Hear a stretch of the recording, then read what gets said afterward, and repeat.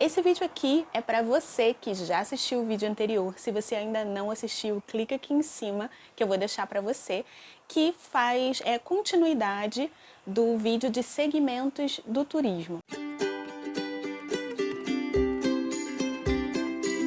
Olá, tudo bem? Seja muito bem-vindo de volta ao meu canal, ou se for a sua primeira vez, prazer! O meu nome é Gabriela Palma, você pode me chamar de Gabi, e é como eu sempre digo que é turismo, então toma turismo. E hoje você vai assistir a parte 2 com mais 6 segmentos.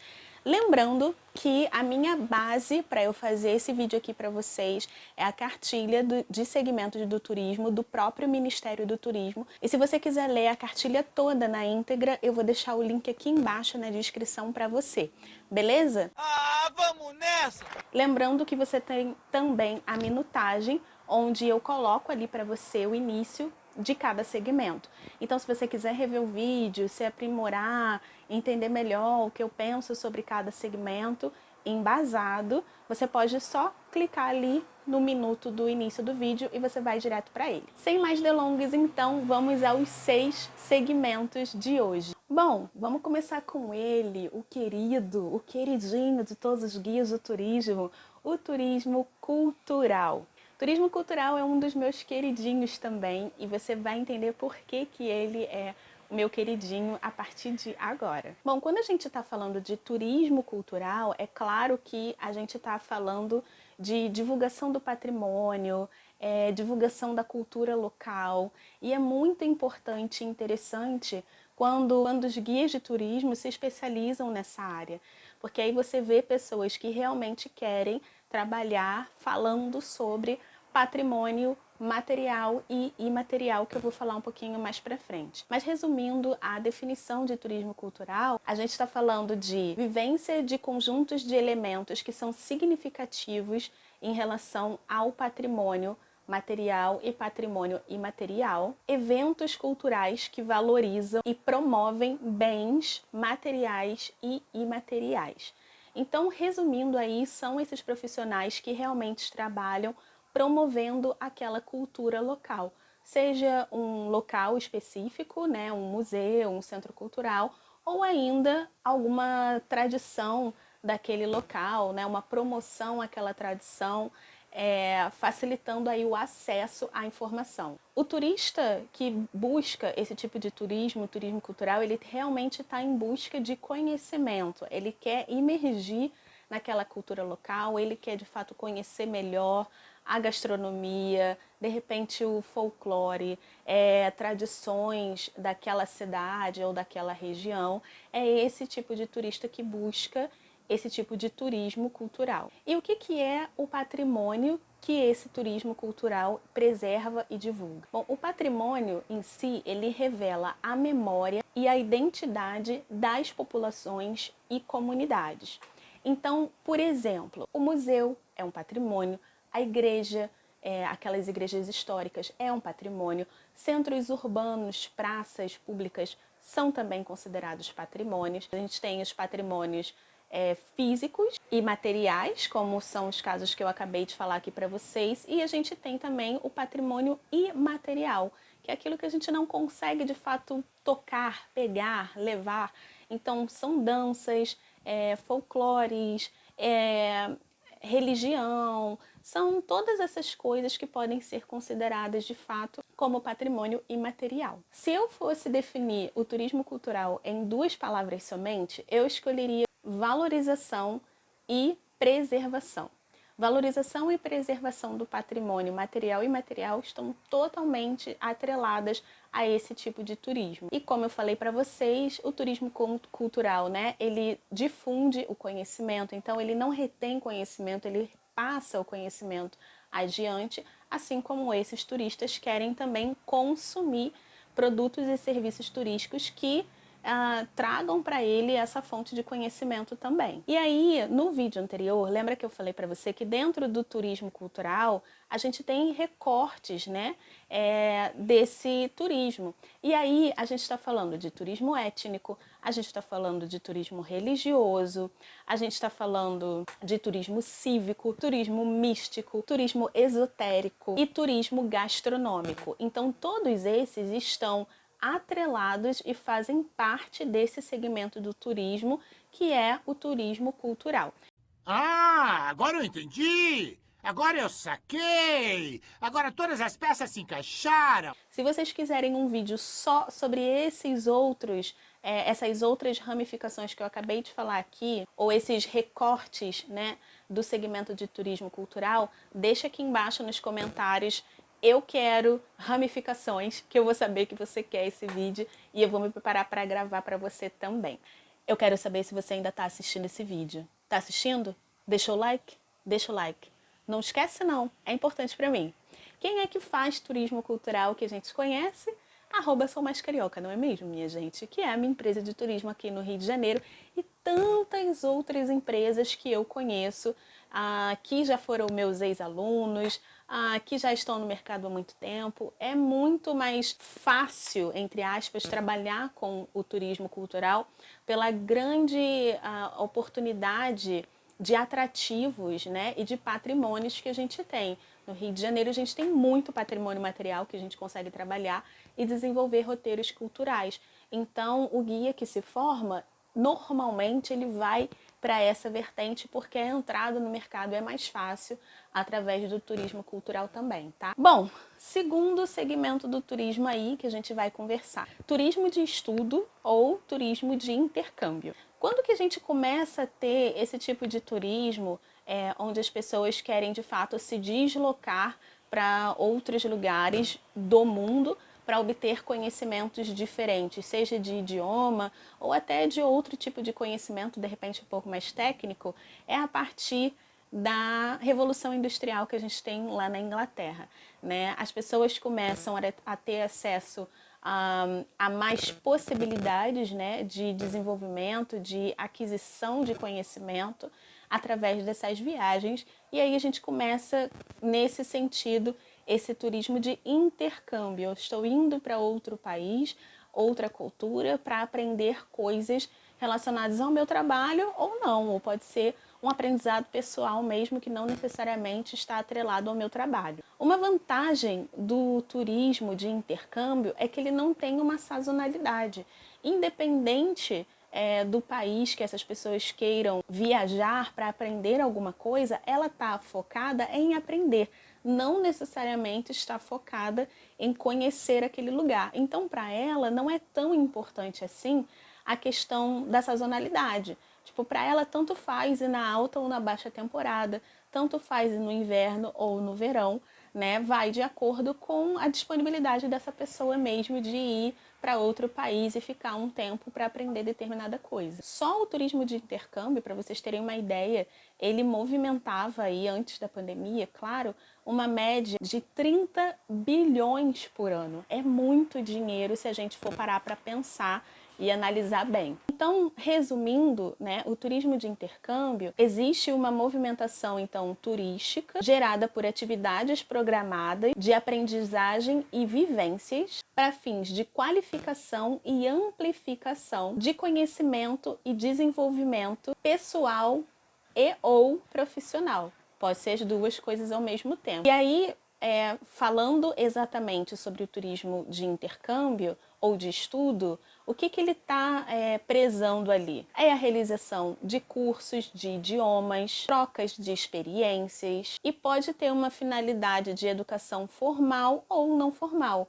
Por exemplo, eu já fiz intercâmbio em 2012, quando eu fui para Londres e eu fiquei 15 dias em Londres para estudar inglês. Aí você vai falar assim: ai, Gabi, mas 15 dias não dá para aprender nada. Olha que deu, hein? Porque a gente tinha aula todos os dias, 4 horas por dia, e os professores eram de fato nativos e a gente só falava inglês ali. E aí no final a gente tinha uma prova para entender, né, a proficiência do inglês. Então, essa prova a gente fazia, dava um certificado e dizia o quanto que o nosso inglês melhorou naquele tempo, ou não, se você também não levou muito a sério, né?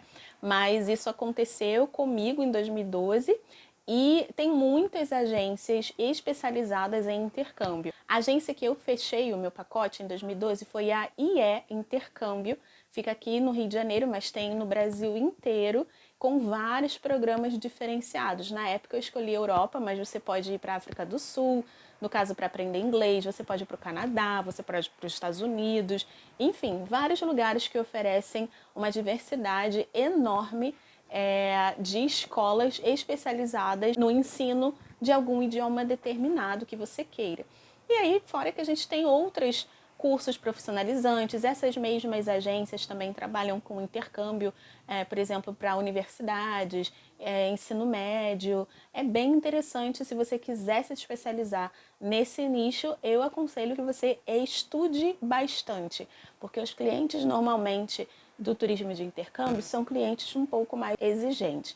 Então, entenda o que você está falando e provavelmente você vai precisar ter um segundo idioma, como o inglês ou o espanhol, por exemplo, até para negociar com as escolas que os seus turistas querem ir para fazer esse tipo de turismo, tá? Turismo de pesca. O turismo de pesca, ele passa a ser um segmento do turismo apenas a partir de 1998, ou seja, não faz tanto tempo assim. E o que consiste o turismo de pesca? São atividades turísticas decorrentes da prática de pesca amadora. E o que é essa pesca amadora? A pesca amadora ela pode ser praticada por brasileiros, pessoas estrangeiras, não importa, mas tem a finalidade de lazer sem a finalidade comercial. Então, você pesca o peixe, mas você não vende o peixe. Você pode comer o peixe, você pode soltar o peixe, e aí você vai entender melhor o que eu estou querendo explicar aqui para vocês em relação ao turismo de pesca. O que você precisa entender se você quiser trabalhar com turismo de pesca? Você vai precisar entender várias leis relacionadas à proteção do meio ambiente. Como, por exemplo, existe uma lei que se você pescar um peixe e ele estiver abaixo do tamanho dito normal para aquela espécie naquela época, você automaticamente tem que soltar esse peixe, você não pode pescá-lo. Porque se você fizer isso, você interfere em todo um ecossistema que está em volta daquela espécie de peixe. Ou o peixe está no tamanho normal, né? A espécie está ok, mas você também tem um limite de quantos peixes você pode pescar. Então, tudo isso você vai precisar parar e estudar essa lei específica para o turismo de pesca. Tem algumas formas diversas de pesca amadora. A gente tem a pesca desembarcada, ou seja, faz a pesca sem utilização de embarcação. Então, a galera, por exemplo, usa uma ponte, joga a vara. É uma pesca desembarcada. A pesca embarcada, que é o que você faz dentro do barco, de fato, e a subaquática, que você está embaixo, né, do mar, de repente utilizando alguns aparelhos específicos para esse tipo de pesca. Tem regras muito específicas para o turismo de pesca que, se você quiser trabalhar com esse tipo de turismo, você tem que ficar muito atento. Vamos a elas. Primeiro, se você quiser trabalhar com esse tipo de turismo de pesca, você tem que tirar licença para pesca amadora.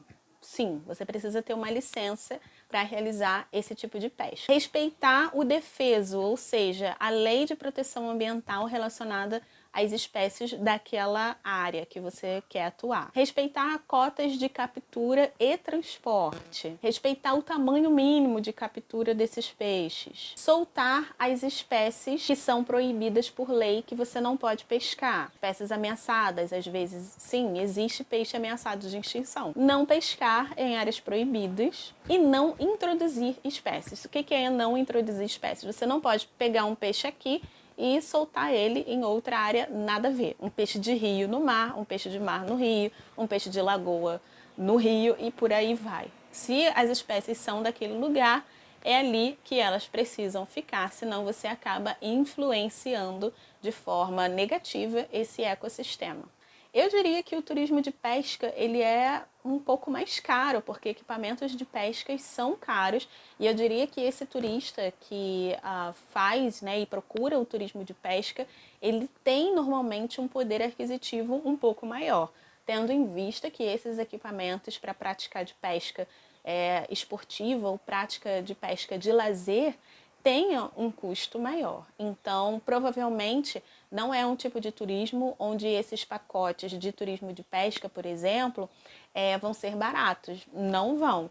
E ok não serem, porque no final das contas é isso, né? Vamos para o turismo náutico. Uma coisa importante do turismo náutico, que mesmo o Brasil tendo uma costa marítima enorme, muitos rios, muitos lagos, ele ainda assim é pouco explorado no Brasil. Só para vocês terem uma ideia por que ele é pouco explorado, até 1995, a navegação de cabotagem era proibida aqui no Brasil. Aí tu vai me perguntar: Pô, Gabi, o que é navegação de cabotagem? eu vou te explicar porque eu também aprendi, né, trabalhando nesse vídeo aqui para vocês. Navegação de cabotagem é quando o navio está mais próximo da costa, né? Ele não está totalmente em alto mar, onde ele está em alto mar, mas não necessariamente não consegue visualizar mais a costa. Ele ainda assim visualiza essa costa. Então isso é uma navegação de cabotagem. Ele está um pouco mais próximo mesmo. O que a gente pode entender como navegação de cabotagem, só para a gente aterrissar o pensamento aqui,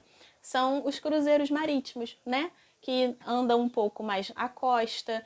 Normalmente quem está na praia consegue ver aquele cruzeiro passando lá na praia, Copacabana, Búzios, Salvador, enfim, isso é navegação de cabotagem. Então, até 1995 não era permitido. Até que, após aquele momento, começa a ser permitida, começa a ser criada lei para a permissão desse tipo de navegação, e foi quando também a gente começa a ter um boom aí dos cruzeiros, principalmente no início dos anos 2000. E aí dentro desse turismo náutico a gente tem N vertentes, como eu falei para vocês. Então tem o turismo fluvial, que é em rio, o turismo marítimo, que é em mar, o turismo lacustre, que são em lagoas, e o turismo em represa, que são em represas. Pô, Gabi, turismo náutico em represa? Sim, se você já ouviu falar da usina hidrelétrica de Itaipu, ali perto, por exemplo, tem um rio onde é feito o turismo náutico ali. Então tem navios que as pessoas podem ir e assistir ao pôr do sol, por exemplo, né, bem ali na Itaipu. É bem interessante. Eu nunca fiz, mas eu acho bem interessante. Então, qual é o conceito aí do turismo náutico para a gente entender melhor? Então, a partir do momento que eu tenho utilização de embarcação náutica para fazer essa movimentação turística, eu tenho o turismo náutico. E o que podem ser essas embarcações? Podem ser lanchas, podem ser iates, podem ser caiaque, podem ser canoas, podem ser barco à vela, pode ser barco com motor, barco sem motor, grandes navios, enfim, até jangada está valendo também, que pode ser considerado também turismo náutico. Utilizou uma embarcação, já é considerado turismo náutico. Quais são as regras? Assim como o turismo de pesca, também tem algumas regras para serem seguidas se você quiser trabalhar com esse tipo de turismo náutico. Vai que você tem um barco e você quer utilizar esse barco para fazer turismo, tá? O que você precisa se atentar? Tem que ter inscrição na Capitania dos Portos, você tem que ter registro tribunal marítimo e você tem que ter um seguro obrigatório contra acidentes. Tendo essas três coisas, você poderia, em tese, atuar aí no turismo náutico. É claro que, se tu não entende nada de mar, se tu não entende nada, tu não sabe nada de nada, eu aconselho que você tenha um sócio ou uma sócia junto com você que de fato entenda, para tu não comprar gato por lebre, não é mesmo? Não vai querer dar louca. Ai, vou pegar um barquinho do meu avô que tá lá parado em Mauá e eu vou fazer um negócio de um turismo náutico. Não vai, porque se tu não souber nada, tu vai dar ruim, tá? Vou logo avisando. O turismo de sol e praia. Ai, amados e amadas, quem não gosta de um turismo de sol e praia, né? Pegar uma cor, um bronze. Eu amo. Não sei vocês, eu gosto muito. Mesmo sendo alérgica ao sol. Sim, eu tenho alergia a sol, vai entender. Desde os 12 anos que eu tenho esse negócio. Quem me conhece sabe. É verdade. Bom, lembrando aí, né, que antigamente praias eram considerados lugares não era para lazer, não. Primeiro que se tu usasse biquíni e tu fosse mulher, tu levava multa, sim. Segundo, praia era considerado só um lugar para adulto mesmo e para galera que queria se curar de alguma coisa. Lembra que eu falei turismo de saúde? Que ia para as águas, curar, não sei o que lá? Pois é, a galera só ia pra praia para isso aí. Ficar lá lagarteando na areia, nem pensar, e nem era lugar para criança, para vocês terem uma ideia. A partir do início do século XX, a gente já vê uma mudança na sociedade. As roupas começam a diminuir, as mulheres começam, né, a se liberar, vem ondas feministas, e aí a gente começa a ter o culto ao corpo. Culto ao corpo, mediterrâneo na Europa, match perfeito. E aí a galera começa a ir para a praia, principalmente ali na área do Mediterrâneo, da Europa, e começa a ir para a praia só para ficar na praia, para tomar um bronze, né? Para mostrar o corpício, que estava tudo em cima, ou não, e tá tudo certo também. Mas essa ideia de culto ao corpo, de fato, começa no início do século XX e olha como que influencia essa sociedade para chegar num nível na década de 70 aqui no Brasil e da gente ter um boom do turismo de sol e praia. E onde que é esse boom? No nosso amado Nordeste, que eu tanto amo, que eu tanto gosto, que sinto saudades. Se você é do Nordeste, deixa aqui nos comentários. Sou do melhor lugar do Brasil, que eu quero saber. E no Nordeste, né, tem esse boom aí na década de 70, nesse turismo. E eu acho que foi muito interessante a forma como que essa região do Brasil utilizou desse turismo de sol e praia, de fato, para movimentar a economia. E trazer fornecedores turísticos para aquelas regiões. E aí o conceito de turismo de sol e praia. Atividades turísticas relacionadas à recreação e entretenimento ou descanso em praias, em função da presença conjunta de água, sol e calor. Isso é a definição de turismo de sol e praia. E aí, uma curiosidade que eu achei interessante. Essas praias não necessariamente precisam ser naturais. Elas podem ser naturais, elas podem também ser artificiais e podem ser também praias de rio, como é o caso da Ilha de Marajó, por exemplo, que é água de rio e não de mar. Então, também é considerado turismo de sol e praia. Tem calor, tem água, tem sol, turismo, sol e praia. E aí, pra gente fechar, turismo de negócios e eventos. Bom, o turismo de negócios, ele tá totalmente atrelado às pessoas que querem, de fato, se deslocar para um determinado lugar para realizar algum tipo de negócio, fechar um contrato, fazer uma reunião. Não necessariamente a pessoa está viajando ali, não está, né, viajando ali a lazer, ela está viajando a negócios. Mas isso não impede que mesmo nessa viagem de turismo de negócios, essa pessoa também utilize um tempo livre dela para praticar algum lazer, alguma coisa que esteja disponível ali para ela. Então, esse turismo de negócios ele vai implicar em pessoas que se deslocam para realizar visitas técnicas, reuniões, fechamento de contrato, compra e venda de produtos. O interesse, o motivo, a motivação dessa viagem é estritamente profissional e não de lazer. Algumas características desse tipo de turismo, né, de negócios, que não tem sazonalidade. Então, assim como o turismo de intercâmbio, não necessariamente a pessoa vai esperar o melhor momento do clima para viajar para o Nordeste. Ele pode ir para o Nordeste porque ele quer fechar um contrato com algum fornecedor no Nordeste, alguma região do Nordeste, algum estado do Nordeste. Então, dane-se se está sol ou se está chovendo. Para ele o que importa é, de fato, fechar o contrato. Então, isso caracteriza, de fato, o turismo de negócios. É claro que se ele conseguir juntar as duas coisas, o melhor de dois mundos, né? Esse tipo de turismo também ele tem alta rentabilidade. Pensa comigo, se as pessoas são empresárias, têm as suas próprias empresas, querem fechar acordos comerciais, elas vão precisar de algumas coisas, como, por exemplo, hotel, vão querer fechar contratos em almoços, né? E normalmente os restaurantes que são fechados contratos não são restaurantes baratinhos, então o consumo, né, é bem maior quando a gente está falando aí desse turista especificamente. Quando a gente fala de eventos que acontecem em várias cidades, a gente também está promovendo aquele destino. Por exemplo, aqui no Rio de Janeiro a gente tem o Rio Fashion Week, Quando esse evento acontece, que é uma vez no ano, acontecia, né, antes da pandemia.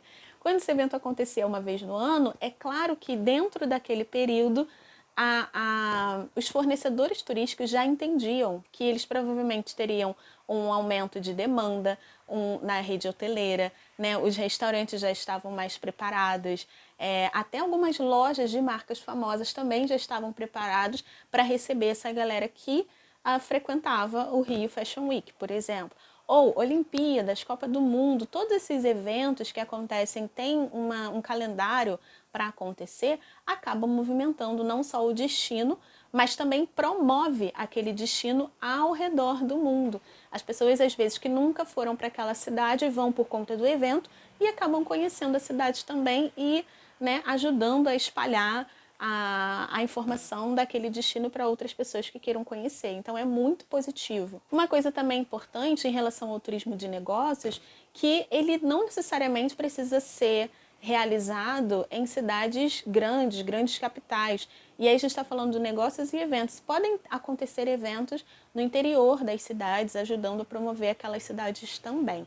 Lembrando que o turismo de negócios e eventos, eles meio que se conectam, né? Se eu tenho um evento, por exemplo, feira de óleo e gás, que acontecia aqui, acho que acontecia em Macaé, se eu não me engano, que é um polo de óleo e gás aqui no estado do Rio de Janeiro, a galera ia para lá, conhecia Macaé, mas também ia para o evento, mas também fechava contrato. Então, eles meio que estão ali, um fazendo parte do outro. Bom, esses foram os 6 últimos segmentos do turismo.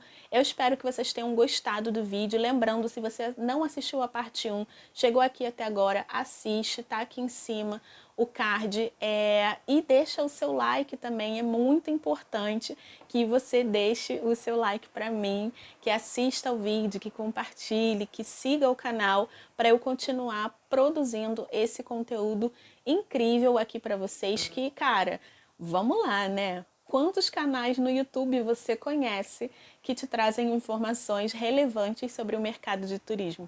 Eu só conheço eu mesmo, no caso, mentira, conheço outras pessoas, mas eu acho que eu tenho mais a quantidade de vídeos e mais regularidade para vocês aqui também, tá bom?